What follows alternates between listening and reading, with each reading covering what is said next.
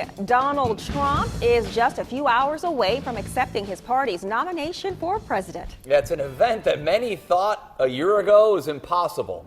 Tonight, millions will watch as his campaign reaches another new milestone. News 2's national correspondent Mark Meredith live for us once again inside Quicken Loans Arena. Mark, how are things looking for tonight? Brad and Octavia, good morning to you. The stage is set. Security is at some of the highest levels that we have seen all week. But maybe most importantly, the balloons right here above the stage, they are set to drop, as you were talking about, later tonight after Donald Trump accepts his party's nomination for President of the United States. His campaign has certainly come a long way. It has evolved since it all began. But let's talk about what we're expecting to see tonight. As Donald Trump takes the stage, it's expected he'll be introduced by his daughter, Ivanka. She's likely to give a glowing review of her father's experience and what she thinks he'll be able to do if elected to the nation's top job. We also expect to see Governor Mike Pence, Trump's running mate, back on the stage after he gave his speech last night. But what we also will want to know is what will delegates take away from this speech? This is considered kind of the kickoff to the general election. It's going to have millions of people watching. And so the question is, what will Trump do as the standard bearer of the Republican Party for the next 4 months, if not the next 4 years?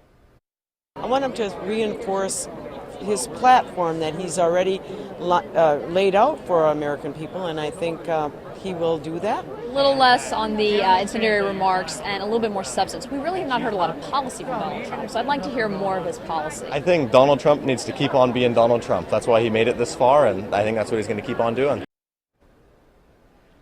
There are some creative outfits there on the floor, as you could see last night. Certainly a lot of fun. We also will want to know, will Donald Trump stick to the message? There is a giant teleprompter. Think of the biggest HD TV you've ever seen that is right there facing the stage. Will he continue to read off of it? Will he go off script as we see at those campaign rallies?